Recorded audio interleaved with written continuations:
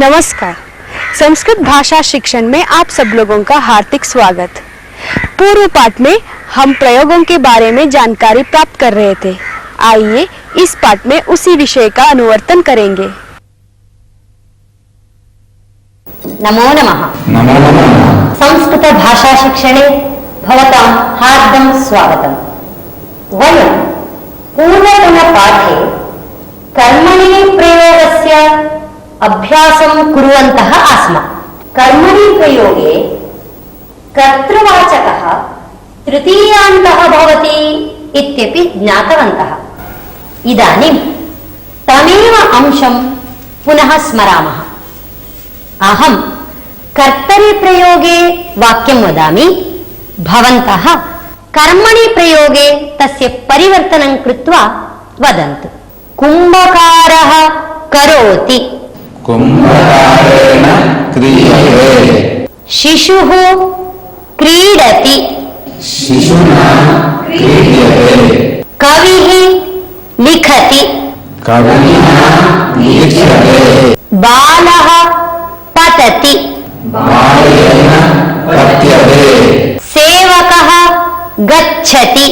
सेवकेन गम्यते। नायकः पठति। नायकेन पठ्यते। लेखकः शृणोति। लेखकेन श्रूयते। वृद्धः चलति। वृद्धेन चल्यते। सेविका प्रक्षालयति। सेविकया प्रक्षाल्यते। महिला पचति। महिलया पच्यते। अहं लिखामि। मया लिख्यते। त्वं पृच्छसि। त्वया पृच्छ्यते। कर्मणि प्रयोग में कर्तृ शब्द हमेशा तृतीया विभक्ति में होते हैं। अभी तक जो आपने वाक्य देखे हैं उनमें तो कर्तृ शब्द तृतीया विभक्ति एक वचन में थे। परिशीलयन्तु। वृद्धेन, महिलया, सेविकया, मया इत्येवं प्रकारेण कर्तृवाचकशब्दः एकवचनान्तः एव अस्ति। अत्र सर्वत्र द्विवचनान्तः बहुवचनान्तः अपि भवितुम् अर्हति। यथा पुत्राभ्यां चल्यते, सेवकाभ्यां क्रियते, महिलाभ्यां पच्यते, आवाभ्यां पृच्छ्यते। कर्तृवाचक शब्दः बहुवचनान्तः चेत् एवं भवन्ति। यथा आरक्षकैः गम्यते, सेवकैः पृच्छ्यते, अस्माभिः श्रूयते, महिलाभिः पृच्छ्यते। अनेनैव प्रकारेण अभ्यासं कुर्मः। अहम् एकं क्रियापदं लिखामि। भवन्तः द्विवचनान्तं कर्तृपदं योजयित्वा वाक्यानि वदन्तु। यथा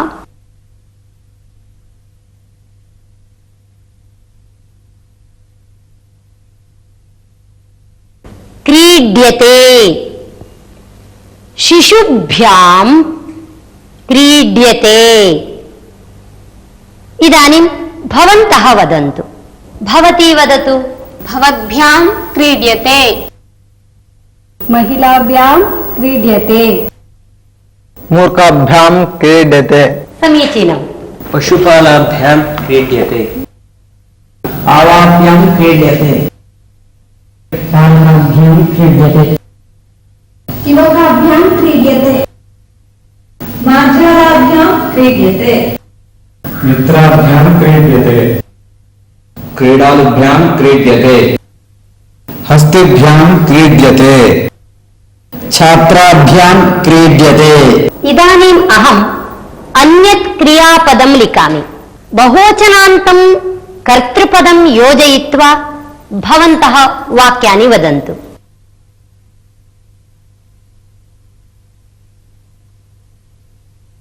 दृश्यते यथा सेवकैः दृश्यते, मातृभिः दृश्यते, युष्माभिः दृश्यते, कर्मकरैः दृश्यते। भवान् आरम्भं करोतु। चित्रकारैः दृश्यते। सर्वैः दृश्यते। कैः दृश्यते? भवतीभिः दृश्यते।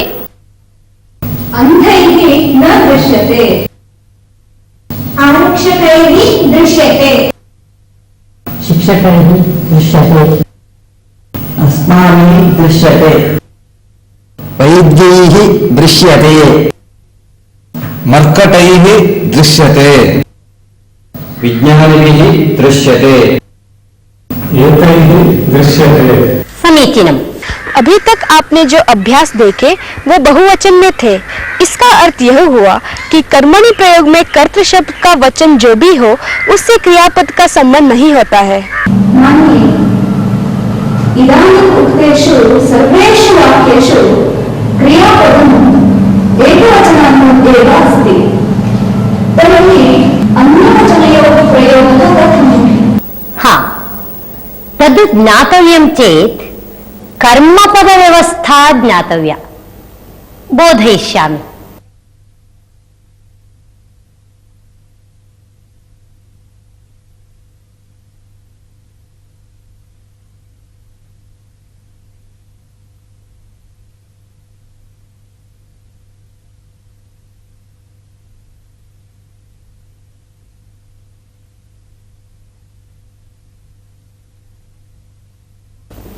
अत्र वाक्यद्वयम् अस्ति। सेवकः जलं नयति, सेवकेन जलं नीयते। प्रथमवाक्ये अपि जलम् अस्ति, द्वितीयवाक्ये अपि जलम् इति अस्ति। उभयत्रापि रूपं समानम् अस्ति। जलम् इति द्वितीया विभक्त्यन्तं रूपम् अस्ति। अत्र प्रथमा विभक्त्यन्तं रूपम् अस्ति। तन्नाम कर्मणि प्रयोगे कर्मपदं सर्वदा अपि प्रथमा विभक्त्यन्तमेव भवति। यथा रामेण पुस्तकं पठ्यते, धनिकेन धनं दीयते, सेविकया वस्त्रं प्रक्षाल्यते, तया मधुरं खाद्यते, बालेन दुग्धं पीयते। अब आपने जान लिया होगा कि कर्मणि प्रयोग में कर्मवाचक पद प्रथमा विभक्ति में होता है। कर्मवाचक शब्द यदि नपुंसक लिंग का हो तो कर्तरी प्रयोग में और कर्मणि प्रयोग में उसका रूप समान होता है। इदानीम् एतादृशानि वाक्यानि भवन्तः वदन्तु। भवती वदतु। मया गानं गीयते, शुकेन फलं खाद्यते, तेन धनं दीयते। समीचीनम्। मया पुस्तकं पठ्यते, मार्जालेन दुग्धं पीयते। शिष्येन वाक्यम् उच्यते, मया मुखं प्रक्षाल्यते, मया वाक्यं श्रूयते, मया मुखं मार्ज्यते, समीचीनम्। मया गृहं निर्मीयते, मया वस्त्रं क्रीयते। मया उपनेत्रं ध्रियते। उत्तमम्। एतेषु सर्वेषु वाक्येषु कर्मपदं नपुंसकलिङ्गम् आसीत्। यदि पुल्लिङ्गं भवति तर्हि रूपं भिन्नं भिन्नं भवति। तत् इदानीं पश्यामः।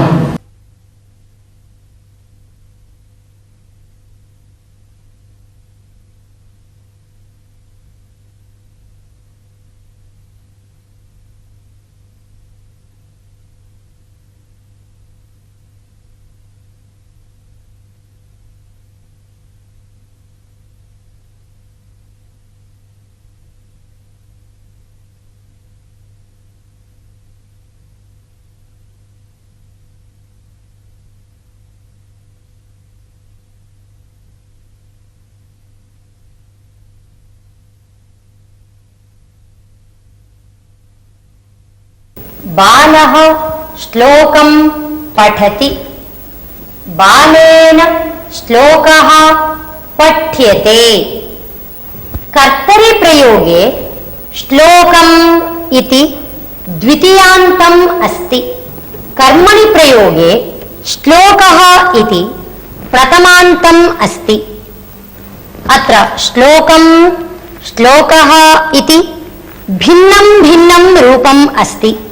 यथा सः दीपं नयति, तेन दीपः नीयते। सः सुधाखण्डं क्रीणाति, तेन सुधाखण्डः क्रीयते। शिक्षकः छात्रं पाठयति, शिक्षकेन छात्रः पाठ्यते। इदानीं भवन्तः एतादृशानि वाक्यानि वदन्तु यत्र कर्मपदं पुल्लिङ्गं भवेत्। भवान् वदतु। सेवकेन भारः नीयते। आवश्यकेन चोरः दण्ड्यते। नायकेन दण्डं नीयते। नायकेन दण्डः नीयते। नायकेन दण्डः नीयते। कुम्भकारेण घटः क्रियते।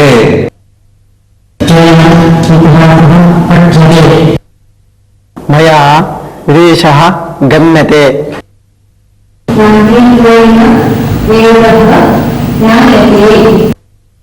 बालेन शिलाखण्डः क्षिप्यते। त्वया विषयः श्रूयते। मया दर्पणः दृश्यते। आरक्षकेन चोरः निगृह्यते। व्याख्यात्रा पाठः क्रियते। इदानीं परिवर्तन अभ्यासं कुर्मः। अहं कर्तरिप्रयोगे वाक्यं वदामि, भवन्तः कर्मणि प्रयोगे तत् परिवर्त्य वदन्तु। अध्यापकः प्रश्नं पृच्छति। अध्यापकेन प्रश्नः पृच्छ्यते। सः मन्त्रं वदति। तेन मन्त्रः उच्यते। सः मन्त्रं शृणोति। तेन मन्त्रः श्रूयते। लेखकः काव्यं लिखति। लेखकेन काव्यं लिख्यते। शिशुः दुग्धं पिबति। शिशुना दुग्धं पीयते। महिला पाकं करोति। महिलया पाकः क्रियते। सः वाक्यं स्मरति। तेन वाक्यं स्मर्यते। छात्रः विद्यालयं गच्छति। छात्रेण विद्यालयः गम्यते। कर्मवाचक शब्द पुल्लिंग का हो तो कर्तरी प्रयोग और कर्मणि प्रयोग में अलग अलग ही रूप होते हैं। ऐसे कि कर्तरी प्रयोग में ग्रंथम और कर्मणि प्रयोग में ग्रंथः होते हैं। यदि कर्मपदं स्त्रीलिङ्गं भवति तर्हि कथं रूपं भवति इति पश्यामः।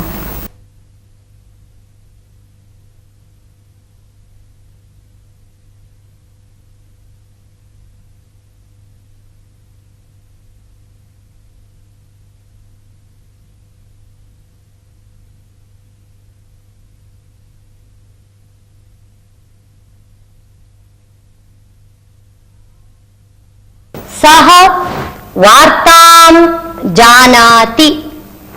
तेन वार्ता ज्ञायते।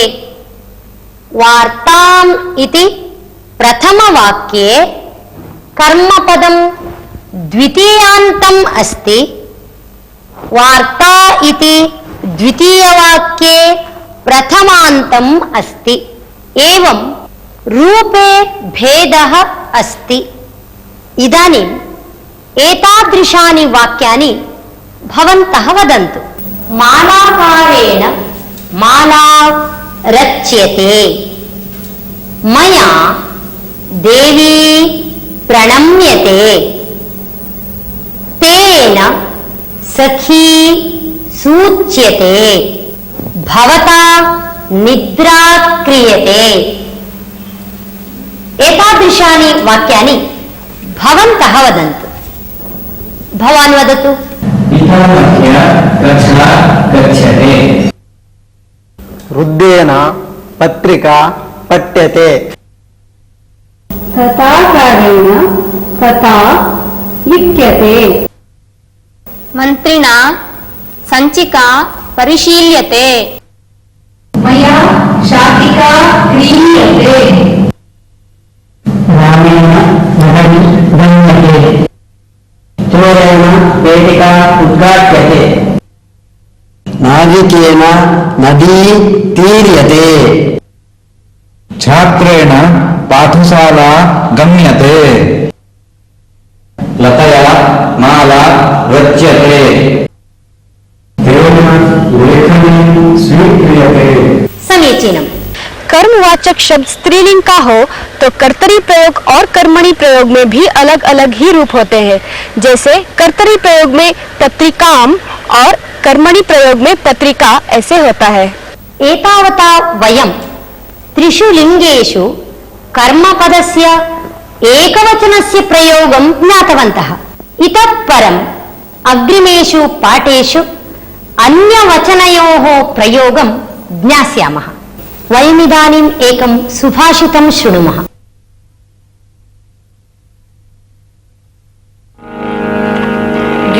युक्तियुक्तं वचोग्राह्यं बालादपि शुकादपि। युक्तियुक्तं वचोग्राह्यं बालादपि शुकादपि। अयुक्तं नैव च ग्राह्यम् अयुक्तं नैव च ग्राह्यम् साक्षादपि बृहस्पतेः साक्षादपि बृहस्पतेः। युक्तियुक्तं वचोग्राह्यं बालादपि शुकादपि। अयुक्तं नैव च ग्राह्यं साक्षादपि बृहस्पतेः साक्षादपि बृहस्पतेः।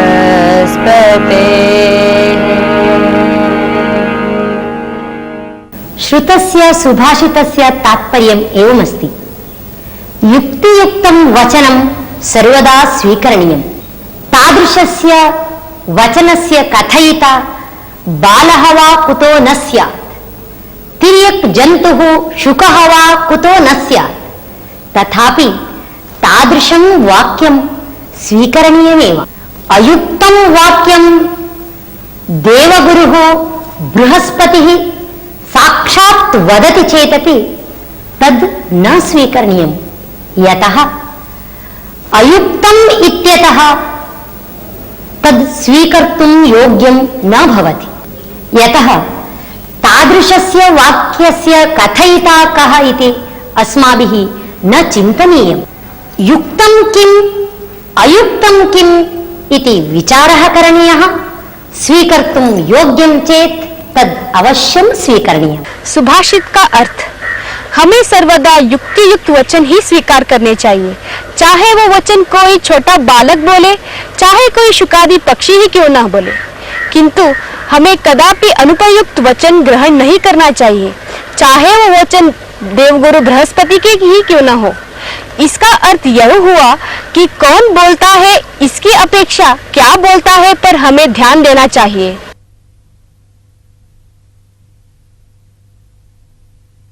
अहमिदानीम् एकां कथां वदामि। कश्चन साधुः आसीत्। सः प्रतिदिनं समुद्रस्य तीरं गत्वा शिलायाम् उपविश्य ध्यानं करोति स्म। तत्रैव आत्मानन्दम् अनुभवति स्म। तस्य चिन्ताः सर्वाः दूरीकृताः अभवन्। आत्मानन्दम् अनुभवन् सर्वदा शान्तः सन् सः ध्यानं करोति स्म। सः एवं निश्चलम् उपविश्य ध्यानं करोति स्म। केचन पक्षिणः तत्समीपम् आगत्य क्रीडन्ति स्म। तस्य भुजयोः शिरसि उपविश्य निर्भीकतया क्रीडन्ति स्म। तथापि सः विचलितः न भवति स्म। कदाचित् कश्चन व्याधः साधुं दृष्टवान्। सः वस्तुतः पक्षिणः गृहीतुम् आगतवान् आसीत्, परन्तु एकः अपि पक्षी तस्य हस्तगतः न अभवत्। एतेन खिन्नः व्याधः साधुं पृष्टवान्, भोः साधो, भवत्समीपे एते पक्षिणः आगत्य निर्भीकतया क्रीडन्ति, किन्तु अहम् एकमपि पक्षिणं ग्रहीतुं न शक्नोमि। अतः कृपया भवान् श्वः एकं पक्षिणं गृहीत्वा मह्यं ददातु इति। साधुः व्याधस्य वचनम् अङ्गीकृतवान्। अनन्तरदिने समुद्रतीरं गत्वा ध्यानार्थम् उपविष्टवान्। अहो आश्चर्यम्, एकः अपि पक्षी साधु समीपं न आगच्छति एव। तस्य उपरि एव डयमानाः केचन पक्षिणः दूरं दूरम् एव गच्छन्ति, परन्तु साधोः समीपं न आगच्छन्ति एव। एतत् सर्वं साधुः लक्षितवान्। किमर्थं स्यात् इति चिन्तितवान्। साधुः ज्ञातवान् यत् यादृशी आलोचना भवति तादृशं फलं भवति।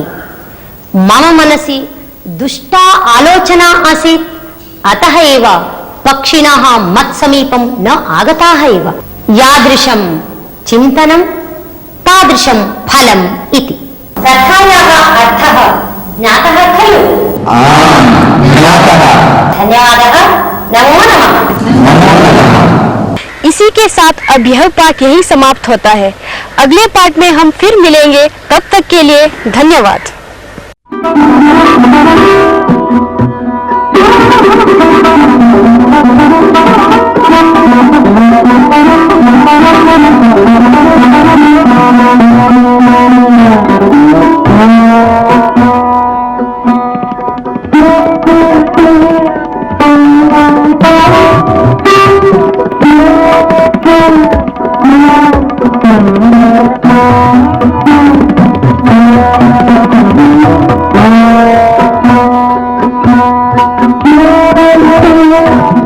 you.